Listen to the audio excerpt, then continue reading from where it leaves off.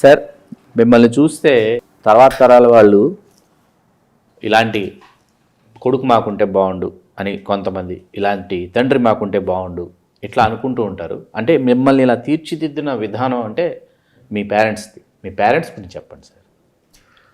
నేను పుట్టింది యాక్చువల్గా కడపలో. మా నాన్నగారు ఇరిగేషన్లో ఇంజనీరు. ఆయన తన మొదటి సర్వీసు సీలేరు నుంచి స్టార్ట్ చేశారు. సీలేరులో ఒక 7 సంవత్సరాలు ఉన్న తర్వాత 67లో శ్రీశైలంకి వచ్చారు. నేను 65లో పుట్టాను సార్. సో 2 సంవత్సరాల వయసులో ఉన్నప్పుడు శ్రీశైలంకి వచ్చాను. కడప మీకు తెలియదు అసలు? కడప పుట్టాను అంతే. వెళ్ళి రావటం తాత వాళ్ళు ఉండేవాళ్ళు. అప్పుడప్పుడు సమ్మర్ వెకేషన్లో వెళ్ళేవాళ్ళం, అందరినీ కలిసేవాళ్ళం. అది కూడా పెద్ద ఫ్యామిలీ ఉండేది, అందరూ వచ్చేవాళ్ళు. ఆ తర్వాత ఉద్యోగ నిమిత్తం మళ్ళీ ఇక్కడే ఉండడం వల్ల శ్రీశైలంలోనే మా ప్రపంచం అంటే శ్రీశైలం. అంటే ప్రాజెక్ట్ కాలనీలో ఉండేవాళ్ళం, దేవస్థానం. సో ఆ విధంగా అక్కడ ఏమైందంటే ఈ ప్రాజెక్ట్ అవ్వడం వల్ల చాలా ప్రాంతాల నుంచి అక్కడ పబ్లిక్ వచ్చారు, రకరకాల ప్రదేశాల నుంచి. వైజాగ్ నుంచి ఉన్నారు, విజయవాడ నుంచి ఉన్నారు, ఆదిలాబాదు, వరంగల్, అంతా ఒక చిన్న మినీ మనకు ఆంధ్రప్రదేశ్ అక్కడ ఉండే అన్ని ప్రాంతాల్లో. ఆ తర్వాత ఏంటంటే మంచి లైఫ్ ఉండేది అక్కడ, ఎందుకంటే అందరూ ప్రాజెక్ట్లో వర్క్ చేసేవాళ్ళు. ఆ తర్వాత వచ్చేసి స్కూల్, ఒక మంచి స్కూలు, మంచి టీచర్స్ని వాళ్ళు తెచ్చుకున్నారు, ఎందుకంటే వాళ్ళ పిల్లల కోసమని. ఆ తర్వాత మంచి రిక్రియేషనల్ ఫెసిలిటీస్ ఇవన్నీ కూడా ఉండేవి. అంటే ఏంటంటే ఒక కుటుంబంలాగా ఉండేవాళ్ళం అందరం. ఇప్పటికీ కూడా చాలామంది మా ఫ్రెండ్స్ ఇప్పుడు అందరూ ఈ కులాలు, సామాజిక వర్గాలు మాట్లాడుతుంటారు, కానీ మా ఫ్రెండ్స్ వీళ్ళు ఎవరంటే కూడా మాకు తెలియదు. ఆ విధంగా పెరిగాం. ఎవరింట్లోకైనా వెళ్ళేవాళ్ళం, ఎవరింట్లో అయినా వాళ్ళం భోజనాలు చేసుకుంటూ ఉండేవాళ్ళం. అందరం కలిసి ఒక కుటుంబంగా పెరగడం వల్ల ఆలోచన విధానం కూడా దాని మీద విస్తృతమైన ప్రభావం పడింది. తర్వాత సమాజం పట్ల అవగాహన, అందరూ కలిసి ఉంటే ఏ విధంగా మనం ముందుకెళ్ళగలము అన్నది కూడా ఒక ముఖ్యమైన అంశం. తర్వాత మా అమ్మగారు బీఎస్సీ బీఎడ్ చేశారు. మేము 4 పిల్లలం. ఆ తర్వాత మేమందరం కూడా ఒక 6th 7th వచ్చేంత వరకు కూడా ఆవిడ జాబ్ టేకప్ చేయలేదు. మా అంతకు మేము ఆలోచించే స్థాయికి వచ్చిన తర్వాత ఆవిడ కూడా టీచర్గా జాయిన్ అయ్యారు. అక్కడే శ్రీశైలం దేవస్థానంలో జిల్లా పరిషత్ హై స్కూల్లో సైన్స్ టీచర్గా పనిచేసేవారు. సో ఆ విధంగా ఇంట్లో ప్రభావం చాలా ఉండేది. నాన్నగారు కూడా ఏమంటారంటే ప్రతి దాంట్లో కూడా మనకు మాట్లాడేది చాలా ఇంపార్టెంట్ అని చెప్పేవాళ్ళు.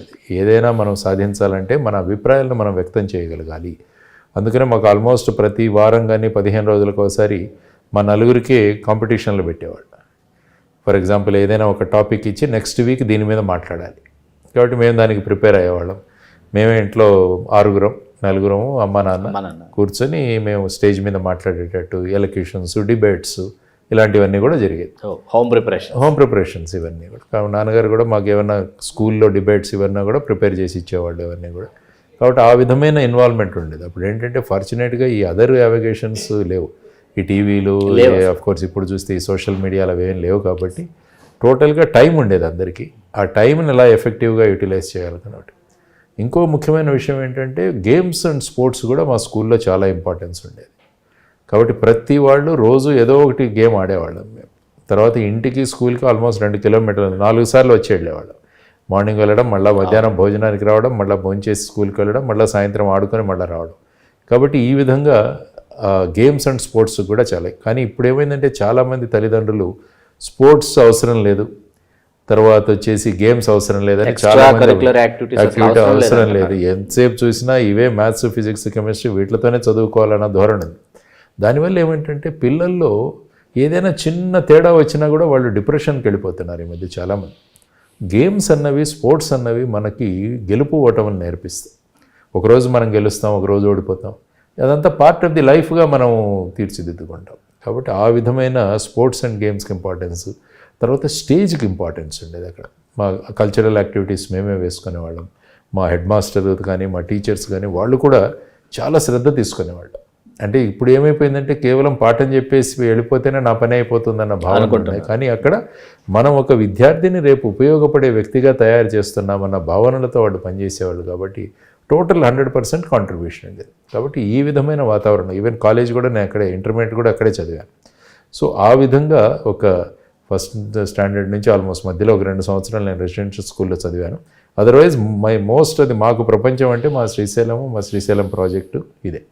సో ఆ విధమైన వాతావరణం, తల్లిదండ్రుల ప్రోత్సాహం, గురువుల ప్రోత్సాహం, ఆ తర్వాత ఆ ప్రదేశానికి ఉన్న వైబ్రేషన్స్ కూడా పాజిటివ్ భ్రమరమ్మ మల్లికార్జున వారి సన్నిధానం, స్పిరిచువల్ కాబట్టి అక్కడ ఉన్న స్పిరిచువల్ సన్నిధానం, అక్కడ ఒక దేవస్థానం, ఇక్కడ ఒక మోడర్న్ టెంపుల్ ప్రాజెక్ట్ డిసిప్లిన్ ఉండేది. అక్కడ దేవాలయం ఉండేది, ఇక్కడ మోడర్న్ దేవాలయం, ఆధునిక దేవాలయం ప్రాజెక్ట్.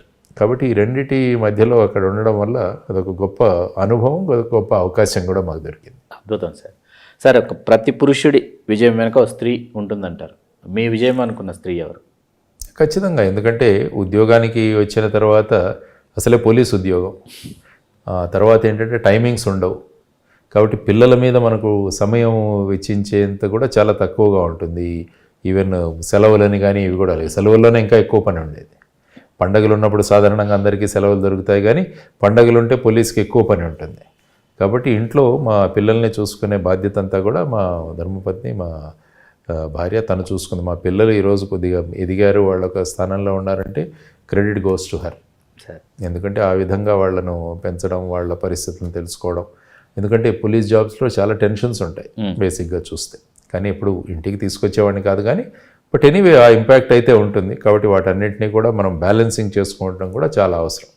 మీరు సర్వీస్లో ఉన్నప్పుడు మీరు ఛాలెంజింగ్గా ఎదుర్కొన్న కేసు, సిబిఐ డైరెక్టర్గా కాకుండా ఐపీఎస్ ఆఫీసర్గా ఉన్నప్పుడు సర్వీస్లో ఎదుర్కొన్నప్పుడు మాకేంటంటే ఇన్వెస్టిగేషన్, లా అండ్ ఆర్డర్ అనేవి రెండు ముఖ్యమైన అంశాలుగా ఉంటాయి పోలీస్ తీసుకుంటే.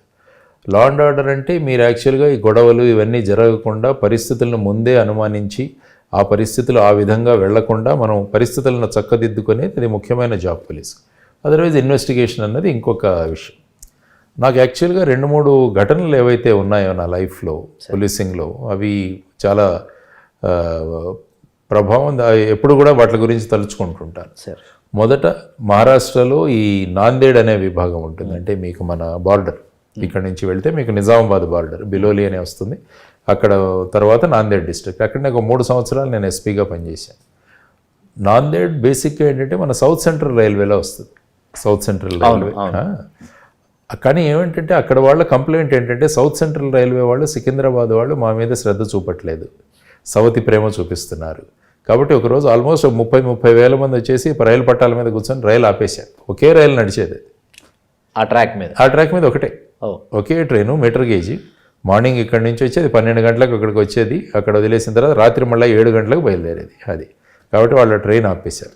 ఆపేసి మాకు ఇది బ్రాడ్ గేజ్ అవ్వాలి, లేకుంటే మేము ఈరోజు పట్టాల మీద మేము వెనక్కి వెళ్ళాం ఇంటికి. ఎవరున్నారు? అంత ముసలివాళ్ళు ఉన్నారు, పిల్లలు ఉన్నారు, స్కూల్ పిల్లలు ఉన్నారు, చంటి పిల్లలు ఉన్నారు, స్త్రీలు ఉన్నారు, వీళ్ళంతా వచ్చి కూర్చున్నారు. సో అప్పుడు నా ముందున్న పరిస్థితి ఏంటంటే నాకు పైనుంచి ఆర్డర్స్ వీళ్ళని ఎలాగైనా తీసి, ఎందుకంటే బ్రిటిష్ వాళ్ళ చట్టంలో రైలు ఆపడం అంటే చాలా పెద్ద సీరియస్ అఫెన్స్. కాబట్టి రైల్వే వాళ్ళు గొడవ పెడుతున్నారు, తర్వాత మా పోలీస్ దాంట్లో కూడా గొడవ పెడుతున్నారు.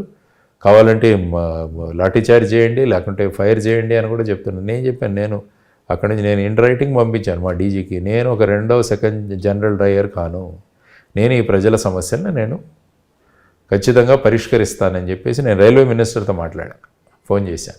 అక్కడి నుంచి చేసి, సార్ ఇలా ఉంది, నేను ఆంధ్రప్రదేశ్కి చెందినవాడు, ఏదైతే మహారాష్ట్ర వాళ్ళు సవతి తల్లి ప్రేమ చూపిస్తున్నారో నేను సికింద్రాబాదు నాకు తెలుసు, ఖచ్చితంగా వీళ్ళు సవతి ప్రేమ చూపిస్తూనే ఉన్నారు, కాబట్టి దీన్ని సాల్వ్ చేయాలి మీరు అన్నారు. ఆయన ఆశ్చర్యపోయాడు. మరి ఏం చేయమంటావు అంటాడు. డిఆర్ఎం గారిని పంపించండి సార్ ఇక్కడి నుంచి, సికింద్రాబాద్ నుంచి, ఆయన రానివ్వండి ఇక్కడికి వచ్చిన సమస్యలు ఏంటో మేము చెప్తామంటే ఆయన వెంటనే ఫోన్ చేస్తే ఆయన స్పెషల్ కోచ్ వేసుకొని వచ్చారు డిఆర్ఎం గారు. ఐ థింక్ రాజ్ కమల్ రావు గారు అని ఉండేవాళ్ళు, స్టిల్ ఐ రిమెంబర్. సో ఆయన వచ్చిన తర్వాత కూర్చున్నాం, ఒక 6 గంటలు కూర్చున్నాం, డిస్కషన్ మొత్తం ఈ ప్రాంతంలో ఎలా ఉంటుంది, ఏంటి, బ్రాడ్ గేజింగ్ ఎలా చేయాలి, ఒక మొత్తం మ్యాప్ ప్రిపేర్ చేసి మొత్తం వీళ్ళకి కన్విన్స్ చేశాను. ఇది వచ్చారు, ఈయన సీనియర్ ఆఫీసర్ వచ్చారు, నా రెస్పాన్సిబిలిటీ, మనం అందరం కలిసి దీన్ని సార్ట్అవుట్ చేసుకుందామని చెప్తే అప్పుడు వాళ్ళు లేచిపోయారు, వెళ్ళిపోయారు, వెకేట్ చేసి మళ్ళీ సాయంత్రం ట్రైన్ 7 గంటలకు బయలుదేరి. కాబట్టి అందులో ఏమీ ఇది అవ్వలేదు. ఆ తర్వాత ఏంటంటే తర్వాత 2 సంవత్సరాల్లో మొత్తం ఫాలో అప్ చేసి అక్కడ బ్రాడ్ గేజ్ కన్వర్షన్ చేయించాం. ఇప్పుడు ఆల్మోస్ట్ 100కు పైగా ట్రైన్స్ వెళ్తాయి ఇక్కడ దీంట్లో. ఎందుకంటే నాగ్పూర్లో మీరు చూస్తే వెస్ట్రన్ కోల్ ఫీల్డ్స్ ఉంటాయి, కోల్ ఇండియా వాళ్ళు, అక్కడ నుంచి బొగ్గు ఏదైతే ఉంటుందో అది కూడా ఆ ట్రాక్స్ మీద నడుస్తాయి అన్నమాట. కాబట్టి ఆ విధంగా అది ఒక మర్చిపోలేని సంఘటన, విజయం. అది విజయం. ఎందుకంటే సాధారణంగా ఏంటంటే పోలీస్ అంటే లాఠీ చార్జ్ చేయండి, లేకుంటే ఏదైనా చేయండి, కానీ ఇది డెవలప్మెంట్లో ఒక భాగం అనమాట. కాబట్టి నేను ఎప్పుడూ పోలీస్ ఆఫీసర్స్ చెప్తుంటాను, మనది కేవలం కంట్రోల్ చేయడం ఈ రోల్ అనుకోకండి, డెవలప్మెంట్లో కూడా మన రోల్ చాలా ముఖ్యమైనది. ఆ విధంగా ఆలోచిస్తే చాలా ఇష్యూస్ మనం సార్ట్అవుట్ చేయొచ్చు అన్నది ఒక అంశం. రెండవ అంశం నేను ఇంకో చోట కూడా చెప్పాను. ఇది నేను పూణేలో కమాండెంట్గా పనిచేసేవాడిని. కమాండెంట్గా పనిచేస్తున్నప్పుడు మా వాళ్ళని బీహార్లో ఎలక్షన్కి పంపించారు. ఆ ఎలక్షన్లో పంపించి వాళ్ళు ఏం చేశారంటే ఆ ఎలక్షన్లో బీహార్లో ఏంటంటే ఏ వాహనం కనపడితే ఆ వాహనం ఆపేసి ఎక్కేయండి అన్నారు. సో మా వాళ్ళు అక్కడ ఆపేసి ఒక ట్రక్లో ఎక్కారు. ఎక్కేసి అది బోల్తా పడింది. పడి వీళ్ళందరూ కూడా ఇంజ్యూర్ అయ్యారు మొత్తం మీద. ఎందుకంటే వీళ్ళు వెళ్ళేటప్పుడు ఆర్మ్స్, అమ్యునిషన్స్, బాక్సులు తీసుకెళ్తారు. ఒక హెడ్ కానిస్టేబుల్ అనేది తల మీద బాక్స్ పడి మెమరీ పోయింది అతనికి. సో మెమరీ పోయి నాకు అక్కడి నుంచి మెసేజ్ వచ్చింది, 20 మంది గాయపడ్డారు, తర్వాత ఇతని మెమరీ పోయిందంటే ఇమ్మీడియట్గా వాళ్ళ బ్రదర్ని పంపించాను అక్కడికి, వాళ్ళ తమ్ముడిని, అన్నని పంపించాను, చూసుకోమేవాడు అంటే వాడిని గుర్తుపట్టలేదట. సో నేను మరుసటి రోజు 2 రోజుల తర్వాత నాకు పర్మిషన్స్ అవి తీసుకొని నేను పట్నాకి వెళ్ళి పట్నా మెడికల్ కాలేజీలో వీళ్ళంతా అడ్మిట్ అయ్యాను. సో అందరినీ చూసుకుంటూ వచ్చి ఫైనల్గా మా హెడ్ కానిస్టేబుల్ ఎవరైతే ఉన్నాడో అతనికి ఎవరైతే మెమరీ పోయిందో ఆ రూమ్కి ఎంటర్ అయ్యాను. సూపరింటెండెంట్ కూడా ఉన్నారు అప్పుడు, హాస్పిటల్ సూపరింటెండెంట్ కూడా నాతో వచ్చారు. పోయిగానే మా వాడు బెడ్ మీద నుంచి దిగేసి జై హింద్ సార్ అని సెల్యూట్ కొట్టాడు. మెమరీ లేదన్నారా? అది. సో ఈ సూపరింటెండెంట్ ఆశ్చర్యపోయాడు. పక్కన వాడు అన్న ఆశ్చర్యపోతున్నాడు, సార్ నన్ను గుర్తుపట్టలేదు వీడు, మీరు రాగానే గుర్తుపట్టాడు అని చెప్పాడు అన్నాడు. అప్పుడు ఏంటంటే కమాండెంట్ అన్నది మన రిజర్వ్ పోలీస్ ఫోర్స్, ఇక్కడ కూడా మనం ఏపీఎస్పీ అంటాం, లేకుంటే తెలంగాణ అయితే తెలంగాణ స్పెషల్ పోలీస్ అంటాం. ఇందులో ఏంటంటే కమాండెంట్ భూమిక చాలా ముఖ్యమైనది. ఎందుకంటే వీళ్ళు ఆల్మోస్ట్ సంవత్సరంలో ఒక 250 నుంచి 300 రోజులు బయటే ఉంటారు. రకరకాల పరిస్థితుల్లో, అప్పుడు నక్సల్ సమస్యలు కానీ ఈ సమస్యలు కానీ డిప్లాయ్మెంట్లో ఉంటారు. వాళ్ళ కుటుంబాల పట్ల ఎవరు పట్టించుకునేవాళ్ళు కాదు. కాబట్టి నేను అక్కడ ఉన్నప్పుడు ఏం చేశానంటే వాళ్ళ కుటుంబాల కోసం ఒక హెల్ప్ లైన్ పెట్టాను. ఏ ఇష్యూ ఉన్నా, పిల్లల అడ్మిషన్ కావచ్చు, మెడికల్ కావచ్చు, ఏదైనా ఈ హెల్ప్ లైన్కి ఫోన్ చేస్తే ఇమ్మీడియట్గా మా వాళ్ళు వెళ్ళి వాళ్ళని తీసుకొని వెళ్ళేది. కాబట్టి వాళ్ళంతా కూడా చాలా హ్యాపీగా ఉండేవాళ్ళు. నాకు ఇంకోటి ఏంటంటే ఆల్మోస్ట్ పేర్లు గుర్తుంటాయి నాకు బాగా. జనరల్గా నా మెమరీ కొద్దిగా మనుషులు ఒకసారి చూసిన తర్వాత వాళ్ళ ఫేస్, తర్వాత పేరు గుర్తు పెట్టుకుంటాను నేను. కాబట్టి ఆల్మోస్ట్ ప్రతి ఒక్కరు నా దగ్గర ఒక 1000 మంది ఉండేవాళ్ళు. ఆల్మోస్ట్ ప్రతి ఒక్కరిని నేను పేరుతో గుర్తుపెట్టేవాడు. కాబట్టి ఏంటంటే వాళ్లకు ఒక రకమైన ఆత్మవిశ్వాసం, మా కమాండెంట్ ఉన్నారు, ఆయన చూసుకుంటారు మా ఫ్యామిలీస్ అని నమ్మకం. సో ఆ విధంగా ఒక కుటుంబంలాగా పెరిగాం. కాబట్టి అతను నేను వెళ్ళగానే గుర్తుపట్టాడు నాకు. సో ఆ విధంగా అతన్ని మళ్ళీ ఫ్లైట్లో తీసుకొచ్చాం బాంబేకి. నేను వాళ్ళ బ్రదరు మధ్యలో కూర్చోబెట్టుకొని తీసుకొచ్చాము. హిందూజా హాస్పిటల్లో అడ్మిట్ చేశాము. తర్వాత ప్రమోషన్ కూడా వచ్చింది. ఇప్పటికీ టచ్లో ఉంటాడు అది. కాబట్టి ఆ విధంగా ఇట్లాంటి అనుభవాలు ఏవైతే ఉన్నాయో, రకరకాల అనుభవాలు, ప్రజల యొక్క అనుభవాలు, వాళ్ళ ఇంట్లో ఎలక్ట్రిక్ ఎలాగైపోయిందంటే పరిస్థితి, వాళ్ళ ఇంట్లో ఏది కావాలన్నా నాకు ఫోన్ చేసేవాడు. ఎలా ఫోన్లు వచ్చేవంటే, సార్ మా వాడు చదవట్లేదు, టీవీ చూస్తున్నాడు, మీరు ఒకసారి ఫోన్లో వాడికి వార్నింగ్ ఇవ్వండి అని వచ్చాయి. అంటే ఏమవుతుందంటే మన పబ్లిక్ రిలేషన్స్ చాలా ఇంపార్టెంట్ పోలీసింగ్లో. చాలామంది ఏమనుకుంటారంటే పబ్లిక్ నుంచి మనం దూరంగా ఉండాలి, అప్పుడే మన అధికారం నిలుస్తుంది అని చాలామందికి, ఆధిపత్యం నడుస్తుంది, లేకుంటే మనల్ని ఎవరు. కానీ నేను దానికి ఐ నెవర్ అగ్రీ. మనం ప్రజలతో ఎంత మమేకం అవుతామో వాళ్ళు మన మాట వింటారు. మాట ఎప్పుడు వినరంటే, ఈ మనిషి మనల్ని గుర్తుపట్టడు అన్నప్పుడు వాడు మాట వినడు.